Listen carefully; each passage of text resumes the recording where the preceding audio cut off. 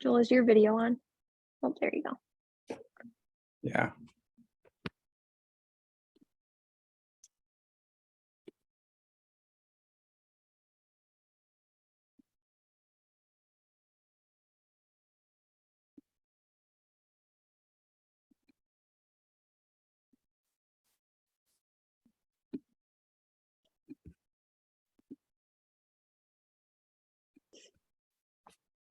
Yeah, but we've just got some people rolling in.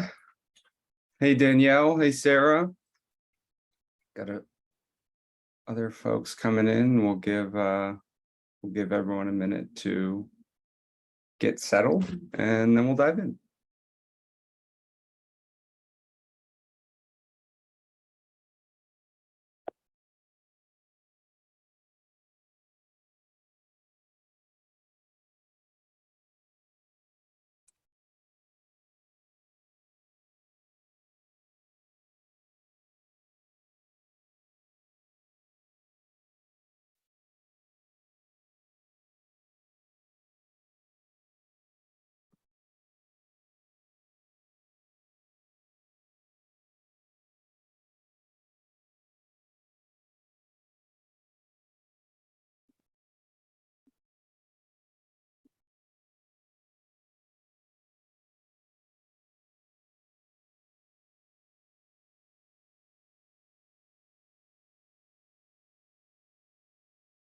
Oh, Corey, I realized I was maybe muted. You're good. I think I tried to mute myself and it ended up muting you. Sorry. Oh, no, all good. I was just saying hello to some of the folks that rolled in. Danielle, Sarah, nice to have you on here. Jill as well just hopped in. And we're going to get going in a minute here. I just dropped a comment in the chat as well. If we obviously have an agenda. We did do some planning in advance, but if there's anything in particular that you all are really wanting to make sure that you take away from the workshop today, feel free to drop it in the chat as we're letting others roll in, and can just help calibrate me a little bit as we go.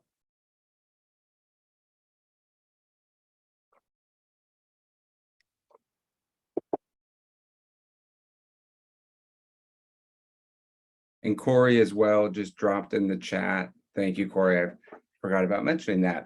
But a worksheet that we put together to go through live with everyone during today's workshop. So if possible and easy with multiple screens, monitors, or just kind of split screen, would be great to have that open, and hopefully we can all kind of fill it out together as we go through.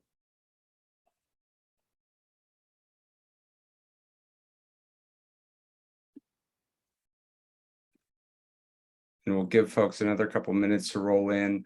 As you see on the screen there, just some of the this is like our waiting room slide. So as we're letting people roll in, and before we actually get going with the actual agenda and programming here, just a few programming notes.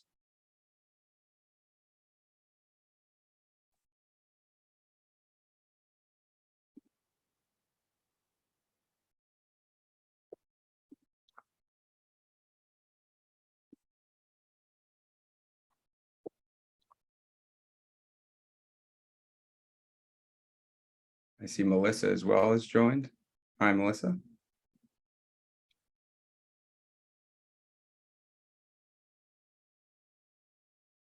All right, Corey, I think let's dive into things, and then folks will come in as they do. All righty, great. We've got the agenda slide up there, and first of all, thank you all for taking the time out of your busy day here, getting back into the swing of things in the fall after what was sure a busy summer, and gearing up for the holiday giving season, Giving Tuesday, which is why we're all here today. And just to provide a couple quick intros, my name is Joel Pollick. I'm the founder and CEO of Percent Pledge, and our missions to make workplace philanthropy easy and accessible for all. And while these workshops are really focused on providing you best practices that are actionable with or without our support, I would be remiss if I didn't mention that we do also provide support and help companies with their corporate social responsibility programs, everything from matching donations and virtual volunteering to impact reporting, charity vetting. And so, if there's any questions that we can answer, certainly drop them in the chat as we go through. And then if you'd like to talk to me or our team more as well about anything we can help support with your internal programs at your company, just reach out and let us know. So to get going on this conversation, this workshop, we're going to try and make things pretty interactive. And so feel free to ask questions or make comments in the chat throughout. Corey shared that resource sheet for you as well. And so hopefully with that, you can kind of follow along. And our goal is hopefully to have everyone walk away here with a Giving Tuesday campaign ready to go and set up. This is often when so many of our customers start their planning process, or many of them already have. And so we wanted to really be proactive with you all and help support if there's something you're trying to do within your organization to help engage employees and doing good.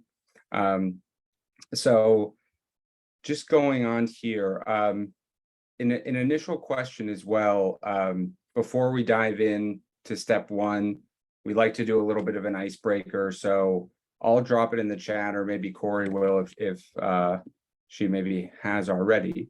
But just a quick question here for you. From our attendees here, do you give employees holiday gifts throughout Q4? And if so, what do those usually look like? If you're comfortable to drop in the chat, is it branded swag, gift card, bonuses? I'll kind of pause here for about 30 seconds or so just for people to leave, but we wanted to just start off with this kind of on-topic icebreaker, just to understand what people normally do in terms of employee gift giving around this time of year.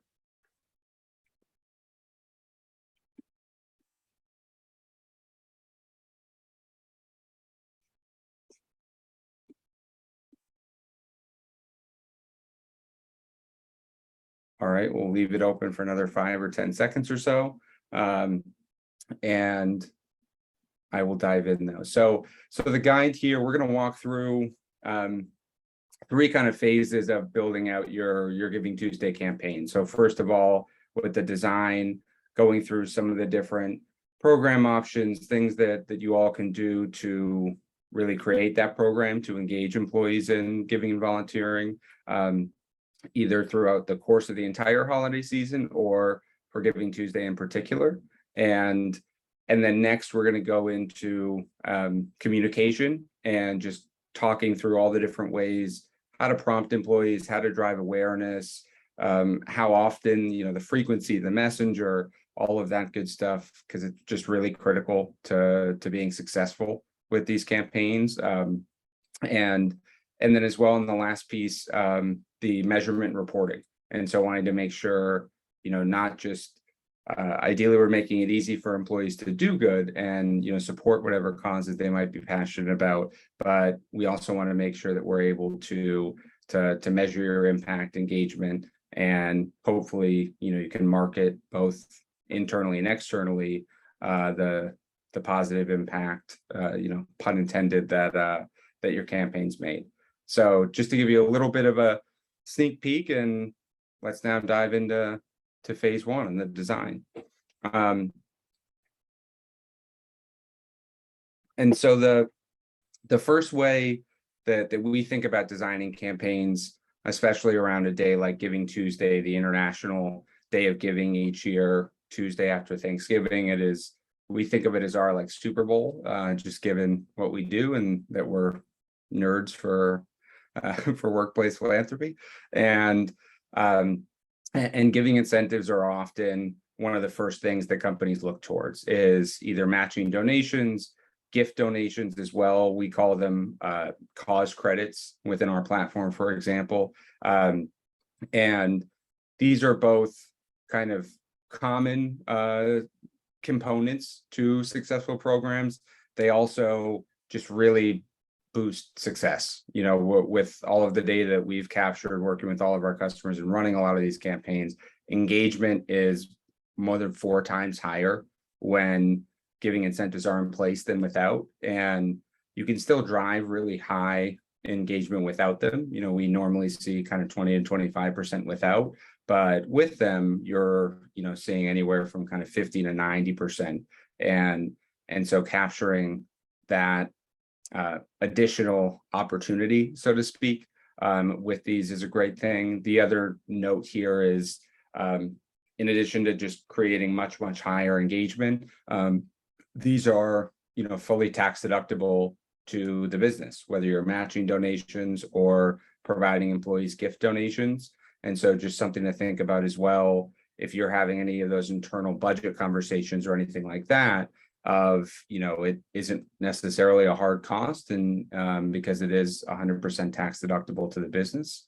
And before getting into a little bit more on these, we have a couple polls throughout today, and wanted to start off with the first one here. So just a really kind of simple one, but for everyone here, have you ever planned a giving incentive campaign, done matching donations, whether it was around Giving Tuesday or maybe during disaster relief scenarios, or a lot of folks did something around after the invasion of Ukraine. So either that or gave employees any sort of gift donations in the past. So we'll leave this open for 30 seconds or so. I want to just kind of gather some info and poll from the group that we've got here today on if you have any experience with these historically.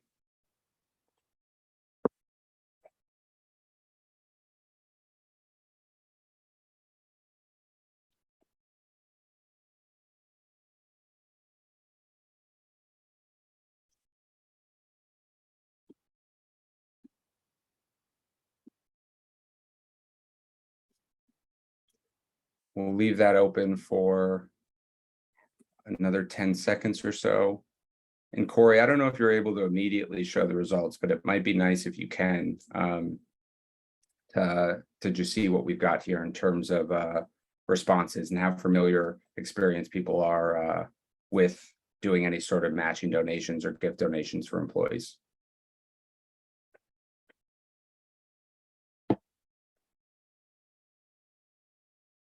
All right, 50-50. That's a good mix. All right, so we can hopefully add value to the people that have experience with it, and add a tremendous amount of value for those who are new to it and maybe considering doing so for the first time. And as I mentioned as well, just aside from the pieces around kind of the finance governance, the tax deductibility of these, as well as the increases in engagement, these are really great around the holiday giving season, especially around Giving Tuesday. Your for gift donations in particular, your personalized swag or anything else the company might be doing is surely amazing, and definitely still do that. But what works really, really well for our customers is leveraging kind of a gift that can make an impact in the form of some sort of gift donations, gift cards people can use to donate, gifting your employees the opportunity to positively impact the causes and communities they care about most. And the success there makes a lot of sense as well, just in terms of thinking about it intuitively. People are deeply emotionally connected to the causes they support, and so aside from doing a nice thing around the holiday times and around Giving Tuesday for employees, it really helps to drive employee loyalty as well, because we're really just kind of creating that positive association for employees between what they care about most and you, their employer, which it just has a really meaningful impact on culture and frankly retention, which is very costly. So those are a couple points there on the giving incentives. We're going to go next to volunteering and keep going with the design piece. And again, if there are questions that pop up along the way, I see that we have got one question already around downloading the resources kit, and maybe it hasn't gotten yet to you. So we'll make sure that that does get to you. And anyone else that has questions along the way, just drop them in the Q&A or drop them in the chat. I like to ideally not talk the entire time. So if folks have anything they want to chime in on, just let me know. And so next up with volunteering, we're actually going to do our second and I promise last poll of the day here, because this is the other big area in way folks engage. And so the second poll here that we want to bring up is similar to the matching donations, giving incentives, just understanding, have you ever planned a corporate team volunteer event or service day week, anything like that, to get a sense of where we're at experience-wise with this one as well. So I'll leave that open for about 30 seconds, and then we can dive into some of the details on volunteering, some of the kind of tricks to the trade, and see if we can help you all that are thinking about more so volunteering, whether it's in person or virtual, as opposed to any sort of monetary donations or matching donations. Want to make sure we cover that for you too.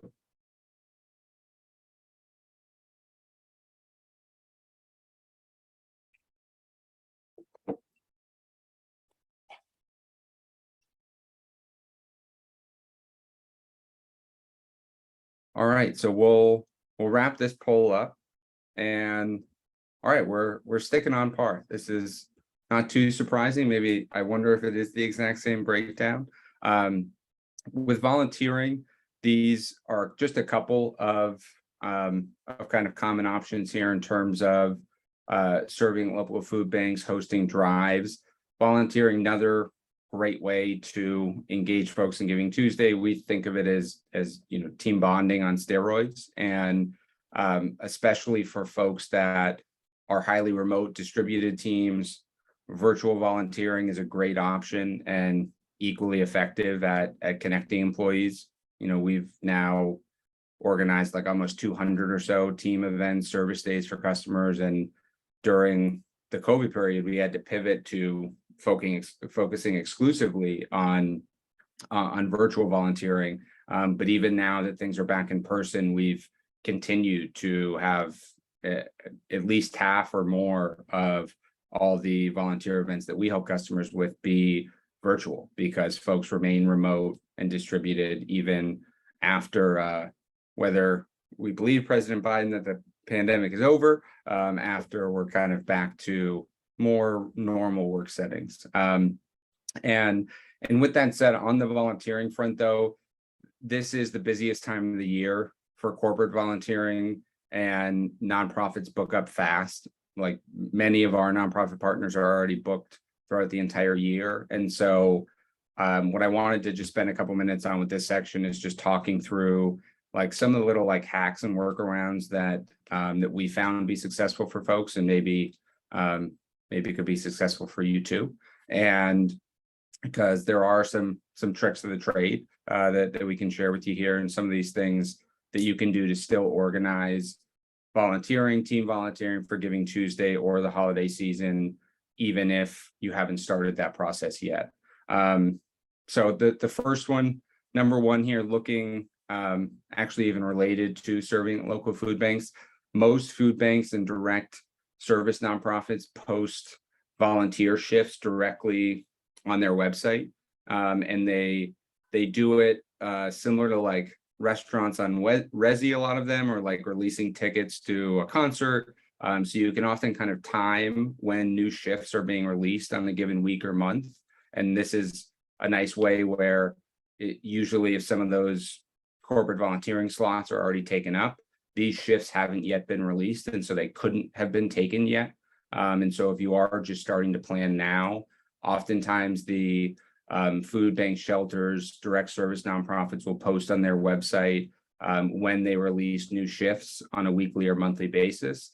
And so you can kind of time it up nicely and be able to go on there right when a fresh batch of new shifts has been released. And almost all of these nonprofit sites they're mostly set up for those shifts or for individuals to sign up for these shifts, but you can also you can sign up multiple slots in a given shift and kind of create like a small team event, and just take up an entire time slot for the shifts. And it's just kind of like a nice quick hack of sorts to put together an awesome small team volunteer event, and to do so in a way that does not require a ton of heavy lift and planning on your end. And the nonprofits, frankly, they don't mind, because they are trying to have all of these shifts taken up and booked anyways. And so we've done this with Via, Candid, a couple customers in New York that worked out really well, and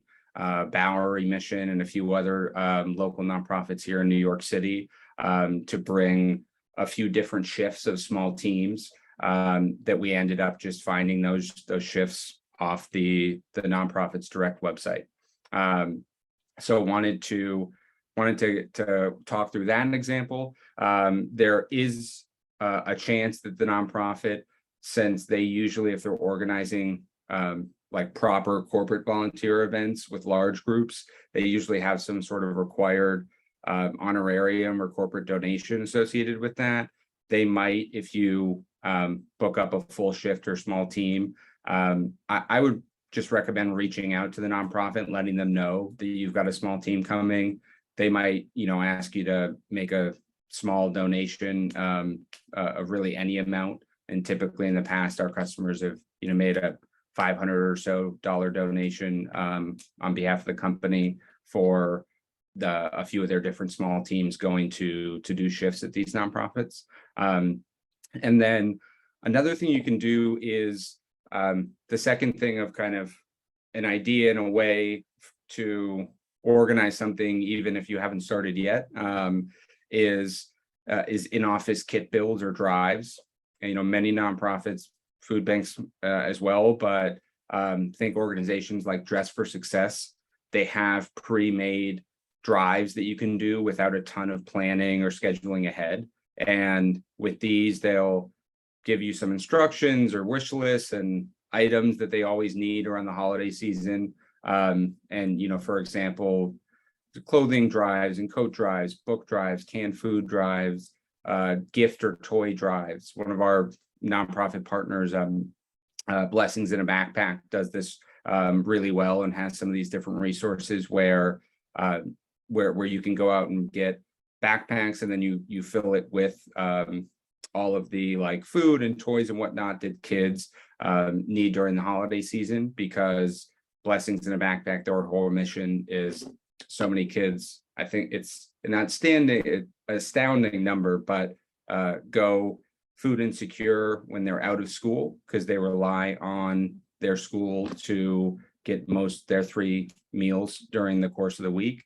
And so Blessings in a Backpack works with companies and has them fill these backpacks that kids can take home over the weekend and make sure that they have 3 solid meals throughout all the time that they're away from school, which during the holiday time is a longer period. So that's another really great option if you're looking to put together something on somewhat short notice, or if you're having any issue connecting with nonprofits to organize volunteering for this Giving Tuesday. And the last note I'll say there on the second one, those in-office kit builds or drives, the other really great benefit there is that you can do it with as small or large of a group as you want. There is some material costs involved, but that one's really great if you're maybe doing a holiday party with employees, or if you have folks that are back in the office and it's too big of a team to do one of those shifts at a local food bank or shelter. You could have 40, 50, we've even had at times, 100 employees in an office doing one of these kit builds or drives together. So another great option there. And the other PSA I'll add there is just on to check out the Giving Tuesday kit for more ideas, information on other programs you can execute there. And feel free to email me directly after the workshop if you want me to send you some of the kit build examples or recommendations for any local food banks, things like that. I'll drop my email in the chat. It's just joel@percentpledge.org. But want to make sure that we have that call out there. And I'm just going to pull up the chat here. Oh yeah, Jill, great call out. And Daymaker as well is another great option there.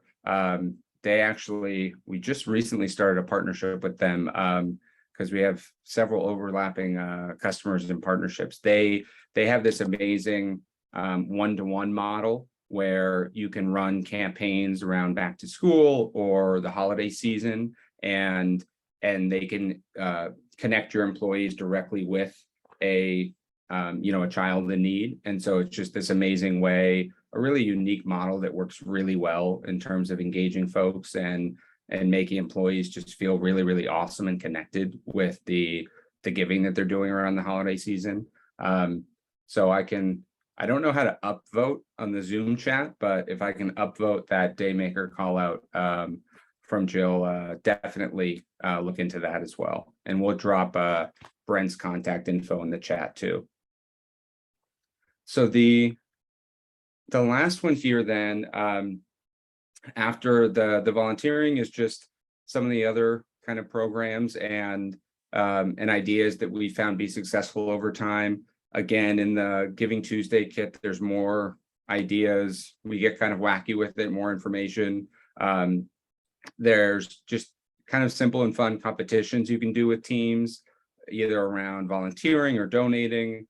One note there, we like to do the competitions you can do with departments, company branches, within ERGs. We often recommend doing so based on like a participation basis, especially if you're doing anything with donations and you're doing a competition.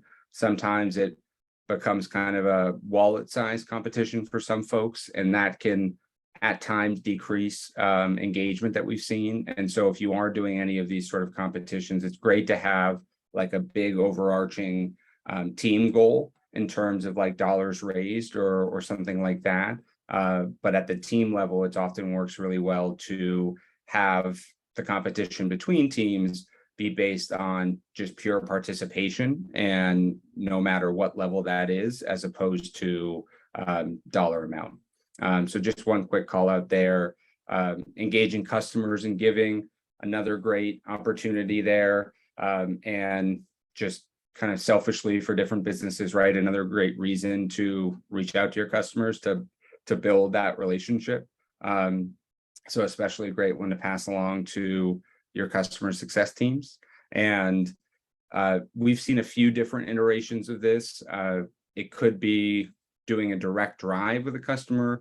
Also, it's worked really well in the past if you go to a customer or a handful of customers and ask them which nonprofits they're most passionate about, or do some of that research ahead of time and kind of put together like a little group or portfolio of some of the nonprofits that your people really like supporting, and either make a donation to them on behalf of your customers, or invite your customers to join you and almost do essentially a customer match as opposed to a company match on some of that giving. And then the last couple items here, office holiday giving party.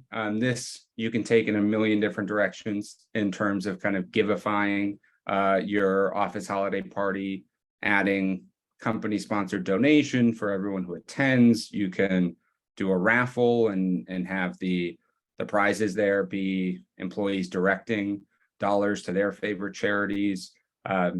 It's also worked really well in the past where you invite each employee to nominate a charity, and then at the office holiday party, you can kind of do like a little bit of a raffle, or I don't know what they're called, but is it like when you're spinning the wheel and the ping pong balls? Imagine there's a different charity name on each of those. So another great way to just drive engagement around something you're already doing. And then a really kind of cute, fun example that we've done a couple times and everyone loves it is doing like puppy booths or things like that, and you can reach out to local animal shelters and figure out times where they could either bring some of the animals into your office, depending on kind of what the rules and restrictions are there, or sending team members to go get some animal therapy while supporting a local shelter. So I'm gonna pause here and we're gonna go into the communicate phase next. But any questions as I wrap up on the design or any other comments or kind of additional things that just like Jill's mention of Daymaker, anyone have any other really awesome programs they've done in the past that worked really well and that would be good to share with others? I'll leave it open for like 10 or 15 seconds, and then we can just go on to phase 2.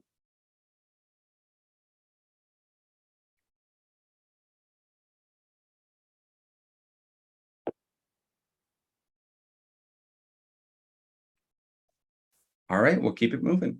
So going into phase 2 here, communicate.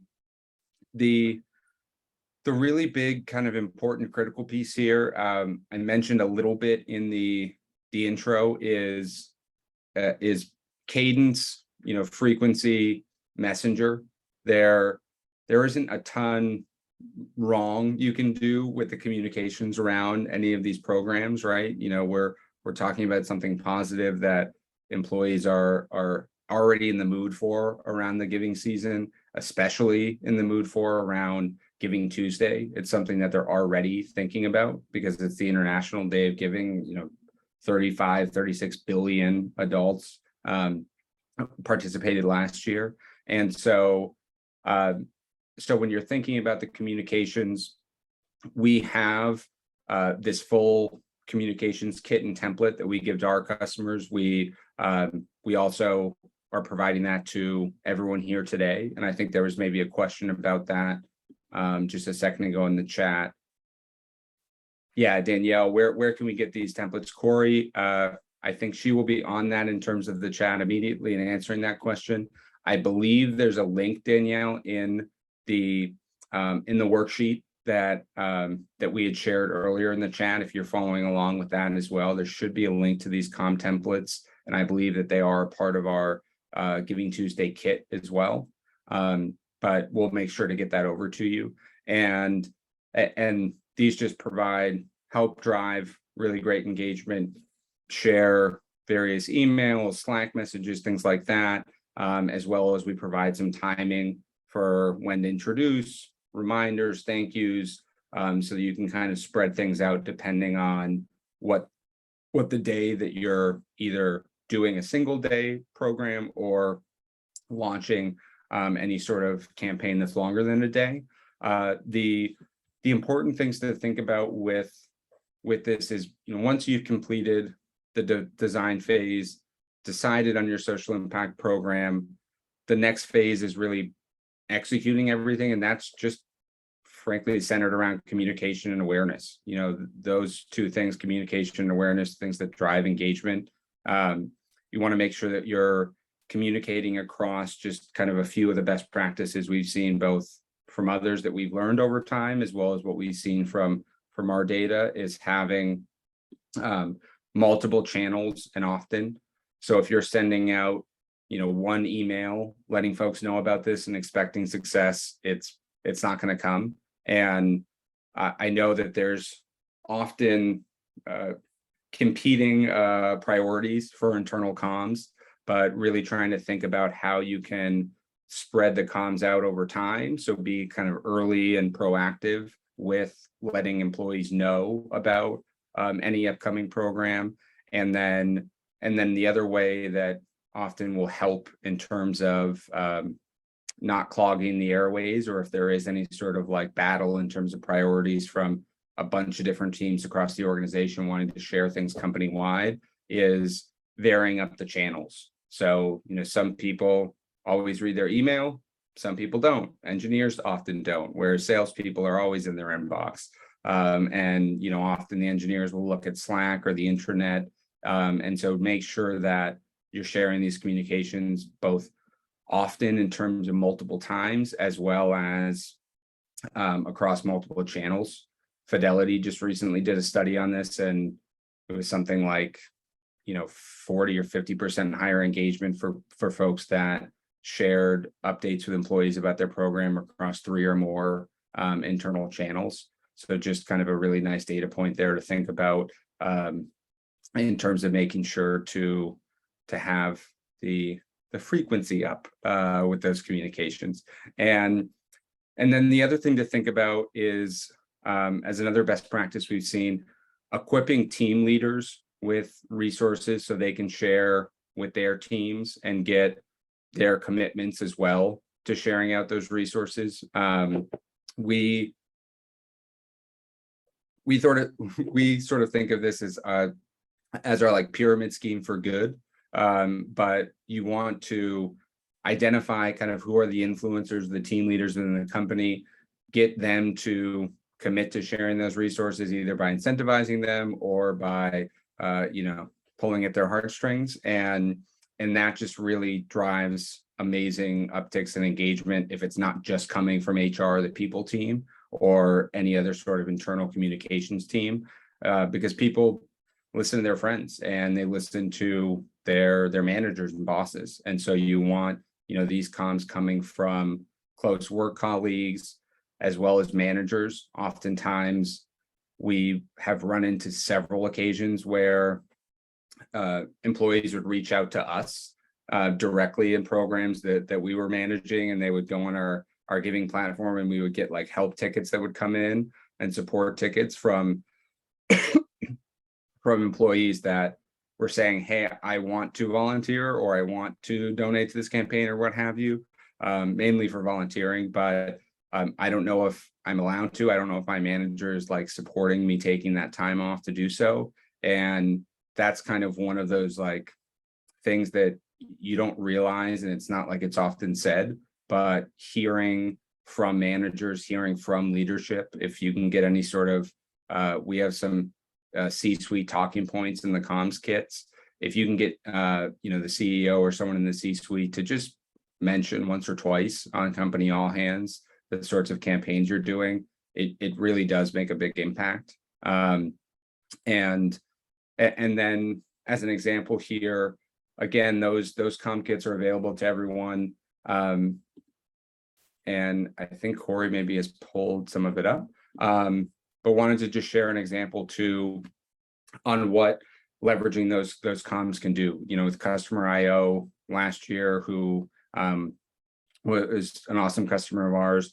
They, I don't know if we had seen this yet, where someone like really fully bought into, they just used absolutely everything that we gave them in terms of comms kits, templates, guidance, scheduling, cadence, and they were able to reach 90% engagement across they have about 250 or so employees. They were able to reach 90% participation and engagement in their holiday match campaign, and they did some gift donations as well. So these things really work, and we want to make sure that we're providing support to you all to hopefully really crush it in terms of the communication, which is really like the core piece of executing.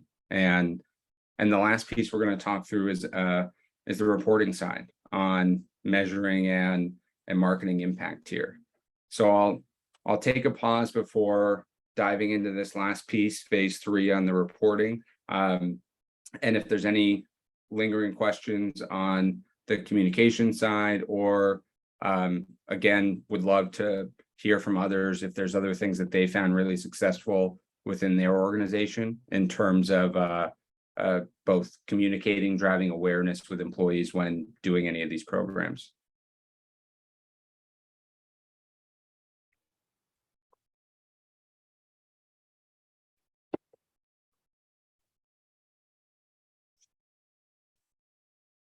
Going once, going twice. All right, let's talk reporting. So a couple things to call out here on the reporting side, one of which, this is maybe the most important thing if you're in a position, I saw we were at 50% of folks that had experience with these programs versus folks that hadn't yet, that hadn't, organized a volunteer event or done a matching donation campaign. I imagine if you're here today, you're maybe considering doing your first, if you're in that 50% of the group. And this phase, the reporting piece, is the most critical thing in terms of making, if you are going to pursue something this Giving Tuesday, making it not a one-off, but just the first of something that will become a much larger program. Because this is where you're able to go back both internally and externally to leadership, to get budget, to show participation and engagement, to be able to say, hey, we are engaging this number of our employees in something so positive, and here's the social impact of it as well as the business impact of it. So this is something definitely to bear in mind. I feel like I'm harping on it a lot, but it is very, very important. And I think I'm also probably harping on it because it's often the piece that that people leave out. So often if you're a people leader, or maybe you're an ERG leader, or someone who, your full-time job isn't social impact or corporate social responsibility for the organization, it's so much work and so manual often to set up a volunteer event or program or matching donation campaign that there's like only so much bandwidth that you can kind of be able to carve out aside from your full-time role, that it stops for, very understandable reasons at just getting something off the ground without having that additional step of the reporting components in place. And the benefits here, as it says there, are both plentiful as well as, all pretty intuitive on the internal side, drives ongoing adoption and engagement. It engages employees with transparency. They want to know and see, hey, I participated in this. What was the outcome of it? How did it turn out? Did my colleagues or work friends also participate? And it's really, really critical in educating stakeholders, especially the C-suite and board. And what's also very, hopefully this happens for someone on this workshop, is time and time again, we've seen our customers that had a C-suite that was maybe skeptical about the program we were launching together with them. And then when their people leader or whoever our main partner was, maybe their diversity, equity, inclusion leader, took the impact reports that we provide back to the C-suite and board, we then immediately heard back like, oh, we need more, we need these pieces because now our CEO wants to add these into their quarterly board meetings or their updates across the company each quarter. And so the impact reporting piece is really something that can like flip the switch for getting that executive buy-in if you're trying to build out something initially that you want to turn into a long-term program. And similar on the external benefit side, especially if you're on, any sort of brand marketing PR teams, as well as any role related to recruiting and hiring.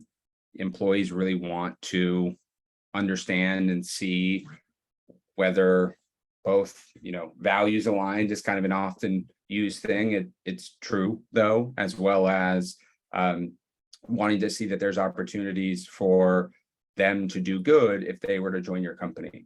And that's another big thing that, especially this past year, as the talent market has gotten so intense and competitive. We didn't even do a ton here before, and we just kept getting requests from customers on, hey, what is different collateral that you can share, either our impact reports in a different format or details on our program benefits and all these sorts of things that we can post on Glassdoor, LinkedIn, elsewhere, as well as that we can include in our new employee onboarding handbooks, as well as the interview process, to be able to educate proactively to candidates, hey, these are some of the different ways, in addition to your comp and equity, that we, take care of you and help you support what you care about. So the impact reporting side is really, really, useful there on a couple of fronts. And And the common impact data, just to spend a couple last minutes here, and then we can go into some Q&A. It really depends. We just posted here some of the kind of common metrics to collect. Participation rate, of course, number and logos of nonprofits supported. It's really amazing to see the number of nonprofits you support, especially if you're doing any sort of matching campaign where employees have choice to donate to whichever nonprofits they care about. But especially if you're putting together an impact report, it's worth that extra time to kind of gather some of those nonprofit logos and be able to put that together and kind of sit back and see just how amazing it is to look across the different logos and missions of the organizations that your team members have supported. Dollars donated, a very common one, number of volunteer hours served, as well as the dollars and in-kind value. So when thinking about these data and metrics for the dollars of in-kind value, for the volunteer value, essentially, the average standard in-kind value we use is $111 per hour. And I can drop that in the chat, and we can also kind of include that in follow-up materials. But if you're doing a volunteer event or program and you're able to capture the total number of hours you served, it's also, with that calculation, can easily be able to capture and include in your impact report what the total value of that time was to, the cause and community that you served. And then the last piece as well is the employee testimonials. This is something that has just been amazing when we have kind of features built into our platform around this, but there's a million ways to do it. And whether it's on the donating side, or oftentimes it's really easy to put together just like a simple 1 or 2 question survey if you're doing volunteer events in particular, and send that out immediately after the volunteer event to everyone that participated, and just ask them one question, just like, hey, what was your experience? Can you share, your volunteer story? There's not, this isn't a long satisfaction survey or anything. Feel free to ask if there's any feedback on what you could do better in the future. But we like to keep it really simple, just one question. Can you share your story and what your experience was like? And the testimonials that you'll get back are just going to be amazing. So another piece there when thinking about the reporting, and especially for teams that, if you don't have a lot of extra bandwidth, something like that, quick survey takes 20-30 minutes to put together, especially with just one question, and could just capture some really, really incredible feedback for you and stories that you can share, internally and externally as well. So yeah, that's about it. I've been talking for quite some time, and here the last piece are just some of those resources, the kit for Giving Tuesday that has a bunch of materials, the comms templates as well. We also have our cause holiday calendar. So that's something you can download, and, whether it's Outlook or Google or maybe Yahoo or additional other ones, you can have all the different cause awareness days and months linked into your calendar, which is incredibly valuable, especially if you have ERGs as well. And with that, I will pause and stop talking, and hopefully we can go into some Q&A here.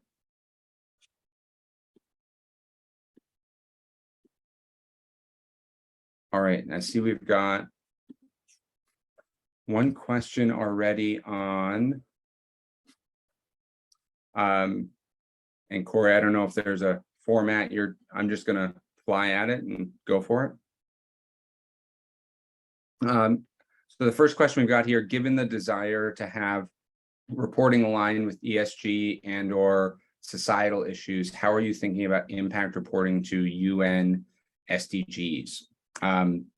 Great question. So and for those that aren't familiar, the UN SDGs are their sustainable development goals. So it's a set of, I believe it's 17 different sustainable development goals that align to different, cause areas and issues around the globe. And, it could be from water conservation and, fighting against deforestation to supporting, refugees and populations that are dispersed from conflict. So really an amazing array of different goals that really globally organizations have aligned across, charities have aligned across as well to align their work there. So for us, when we're thinking about the UN SDGs, with respect to impact reporting, there's a couple of different ways to think about that.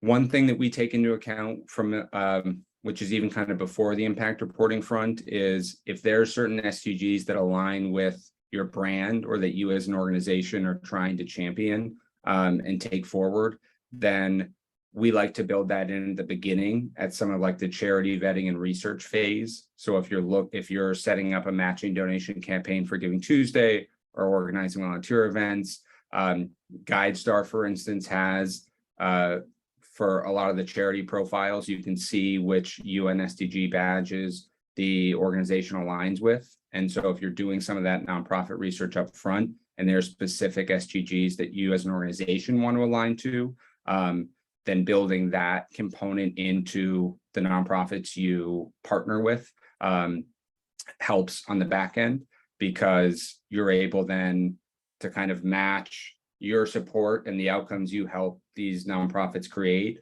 towards bettering those SDGs, because the outcomes that they're generating are, aligned there. The other piece, if you don't kind of have that already built in on the front end, is that there's a few different ways that you can build it in the back end. One of which is to do some of that research and coordination after the fact.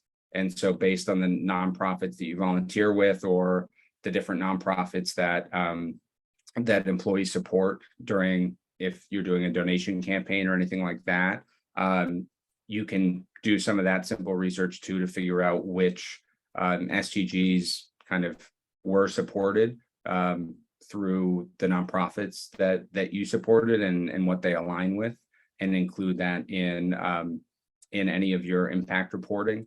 And folks as well, if you go on to percentpledge.org and look at any of our charity vetting work and any of our nonprofit profiles on our marketing site, you'll see some different examples there of, we include the SDG badges in all of our nonprofit profiles. So for folks looking for an example, or as I'm saying that, I'm realizing anyone who's curious probably just Googled UN SDGs and you probably have a visual. So hopefully that gave some decent feedback on that question.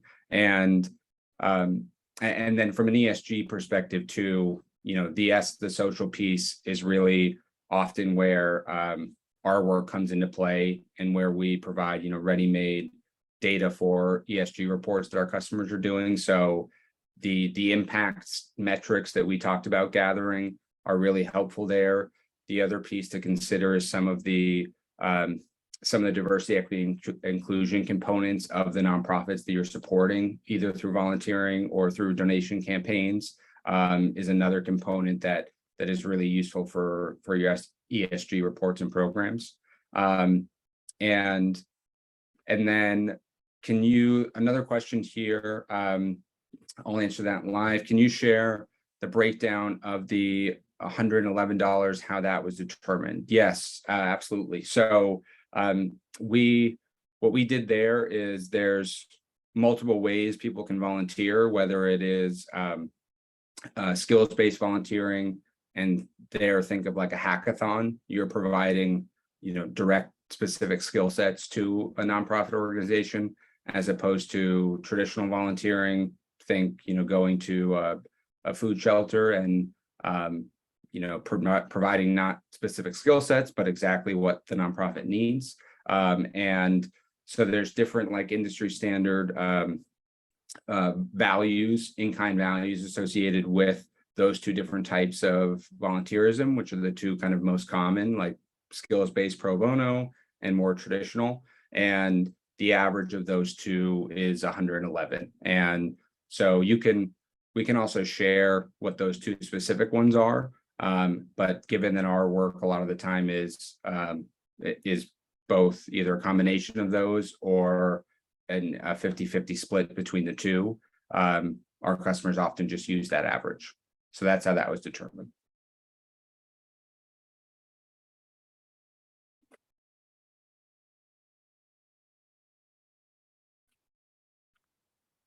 And I'll pause there.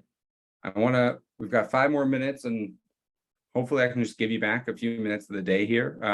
But any last questions before we give people back their time and sign off here?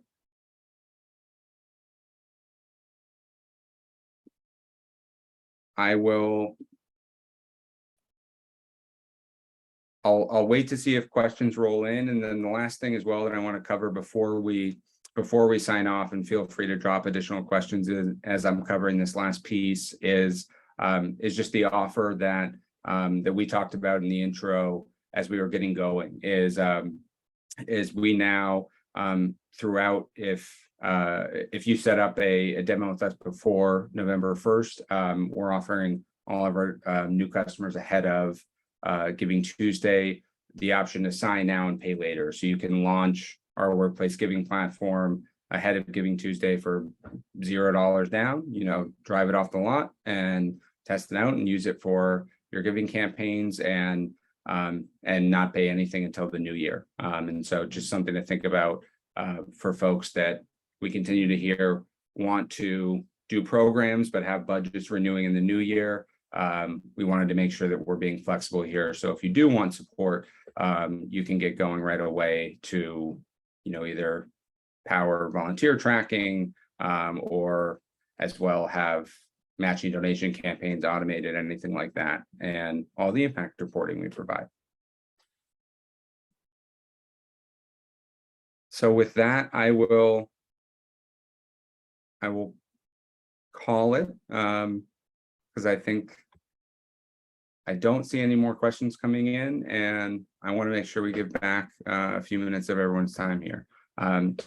Again, I'll leave my email in the chat if anyone has questions or wants to reach out with anything else that we can help with. And thank you all again so much for taking the time to walk through this workshop with us. We hope it was really valuable for you. And if there is anything that we can support with, from nonprofit vetting to impact reporting to virtual volunteering to matching donations, please don't hesitate to reach out. And be on the lookout as well for communications coming out of the workshop today, just with some of the different resource materials we covered and any other details. So thanks again, everyone, for joining. Have an awesome rest of your day.